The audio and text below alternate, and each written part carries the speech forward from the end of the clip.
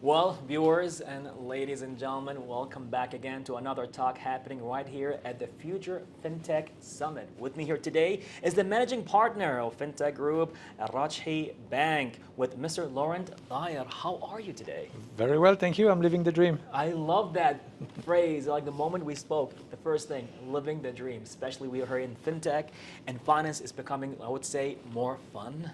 A lot is happening over there in the world, and a lot of things are taking place. So we would like to tap into your experience, if you don't mind, to know a little bit more about what's happening here. So with your extensive experience in international payment strategy and product management, what do you think and what do you see as the most significant opportunities and challenges for fintech innovation within the banking industry, especially right here in the Middle East? So there are a couple of elements there.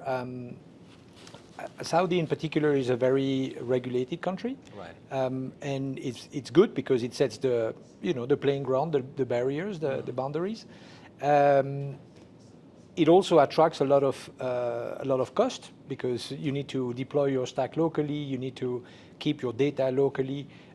It does come at a significant investment cost, and well that creates a barrier, but it's also protecting you against others coming too quickly and effectively avoiding to have 300 payment companies coming around. Right? So it is at the same time a barrier, a challenge, and also a protection. I think the other difficult aspect, and I mean we just need to be transparent about it, is attracting talent and more importantly retaining talent. Right? It's a fresh industry in Saudi. It didn't exist a couple of years back, and so you don't have hundreds of people just available around. So our objective is obviously to groom new talents, make sure that they develop themselves. But it's also difficult to keep them because, quite frankly, when they are well trained, they now have a ton of opportunities. It's the name of the game, right? It's no different from top tier consulting or law firm. It's just part of the game. So that's what we need to get used to. Amazing. I mean, it is definitely an exciting and very interesting times we're living in right now. Especially, sir, you've been here for over 7 years in the region right here in Saudi Arabia, and you saw how things are happening. I'm sure you trained a lot of talents. You saw people coming and going and retaining them. So coming from you is definitely a matter that we should look into more and more, which is retaining and developing talent in the fintech world. But I would also say that it's never lost because these guys go into a bigger position into other places. But by and large, you always come across them again, right, one way or another. And so keeping these good relationships, this mentorship sort of relationship, that follows you pretty much for the rest of both the professional lives, right? So it's a very, very healthy sort of investment in people. Amazing, amazing. And we are super lucky to have you around for that. Definitely, sir. As we're right now moving on to another topic, okay, this will be interesting. How do you approach identifying potential investment opportunities? And what criteria do you consider when evaluating a fintech startup for an investment? Well, I mean, everybody has their own little recipe, right? I care personally a lot about unit economics. I mean, unit economics need to be sound.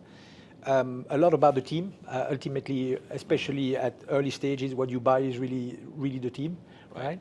And then more and more the quality, the depth of the research they do, and a demonstrated understanding of their audience. So I love really specific products, niche products that understand deep down one problem that a large enough group of people face and understand how to solve it, right?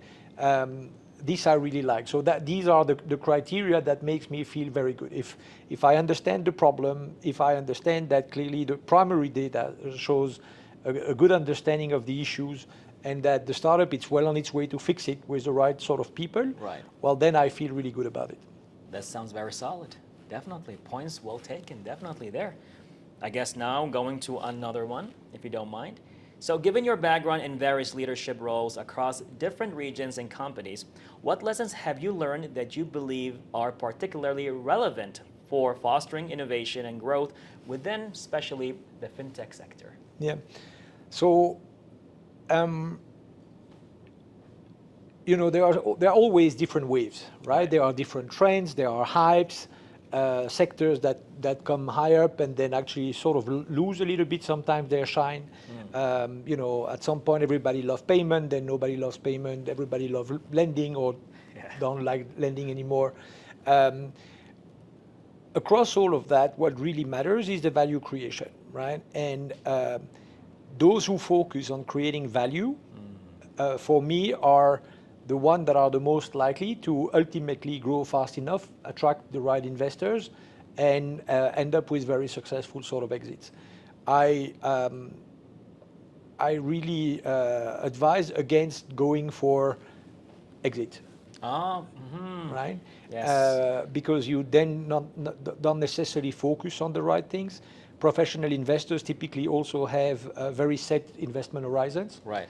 And so, well, they have a particular read of an opportunity, which is under the constraint that they set for themselves in terms of their own investment horizon, which sometimes may lead to decisions that are not necessarily optimal in the long run, but just because they don't fit with their investment horizon. Right? And so, so I would always advocate about value creation first, again, based on deep understanding of the needs and demonstrating that you have milestones that instead of being pure profitability milestones or revenue growth milestones are actually that you grow in your understanding of your target audience and grow in your ability to solve their issues. Amazing. I love this, especially if I may add a little bit to what you said as well. With the new generation coming in and a lot of the content out there on YouTube and even online, that kind of stuff, when it comes to entrepreneurship, startups, and even in fintech, like, yes, solving a problem, bringing value is a much admired topic, but then the word exit has been said so many times that people right now look at that as, okay, now I'm going to build a project, reach that point, and exit.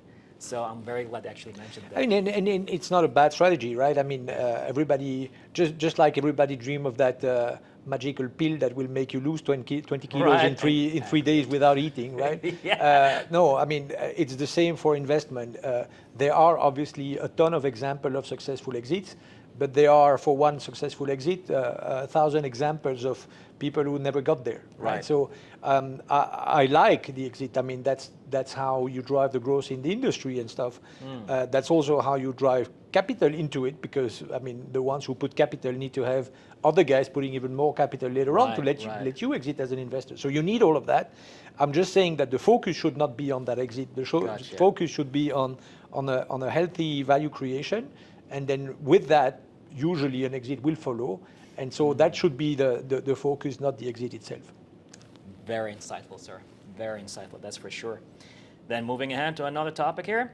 As the financial industry continues to evolve rapidly, as we all see it right now, what emerging trends or technologies do you believe will have the greatest impact on the future of banking and fintech? And of course, how is AI, Rajhi Bank, positioning itself to leverage these opportunities? As is really happening right now. Yeah, so let's split that in a couple of parts. I mean, technologically speaking, undoubtedly AI is the name of the game today, right? And I would put in a slightly broader concept of it's not just about AI, it's automation and AI, right? Because I mean now, because it's so in vogue, everybody talks AI, but quite frankly, you don't need AI for everything. Now it does help you in a lot of things, right? True. And so combining AI automation streamlines your processes from sales acquisition, from support, from operations in the back, relationship with your customer. So all of that is obviously creating improvements that were never heard of before, right? So AI, the name of the game for sure.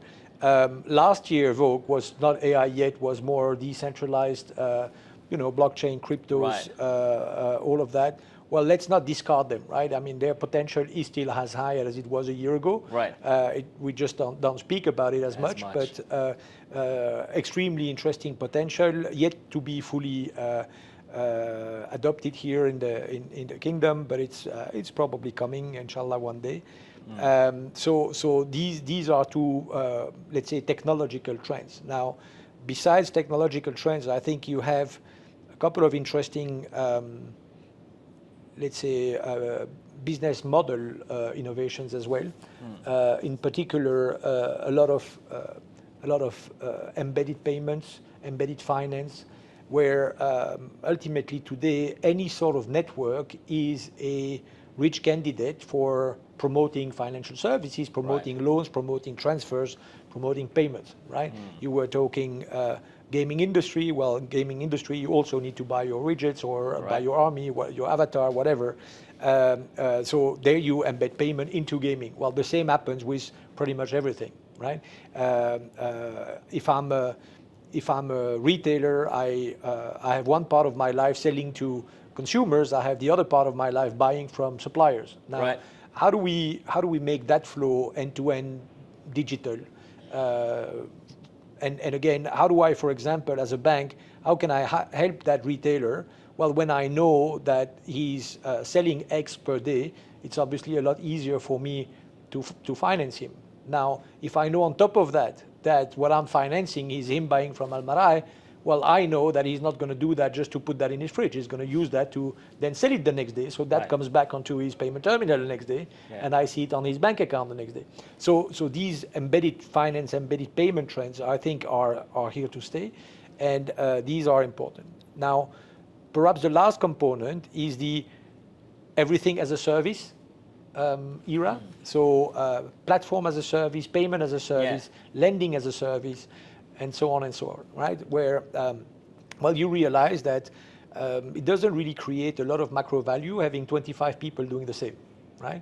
And so more and more, I think we are gearing to a model where a few stronger players will be continuing to develop the infrastructure, while the 525 fintechs that we talked about that are due to come in the kingdom, well, minus the 200 existing ones, well, at some point they should focus on their go-to-market, on the value prop that they build, as opposed to spending 2 years rebuilding a stack that has already been there and done 20 times. Right?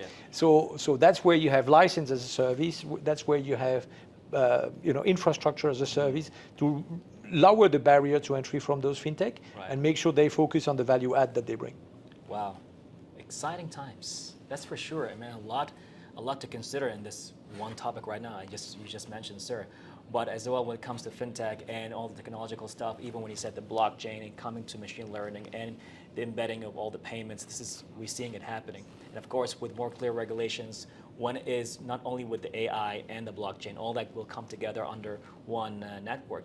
Sir, very insightful talks. Thank you so much. Most welcome. Any last words to our viewers that you would like to give? An advice, a statement? No, I think it's an absolutely brilliant space to be in, and well, Saudi is clearly the largest market in the region. Yes.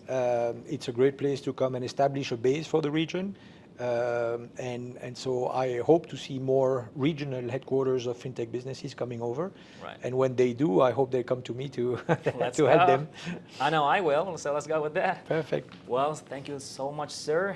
And ladies and gentlemen, there you have it right here at the Future Fintech Summit, as we had the managing partner of Fintech Group at Rajhi Bank, Mr. Laurent Dhaeyer, right here at the summit.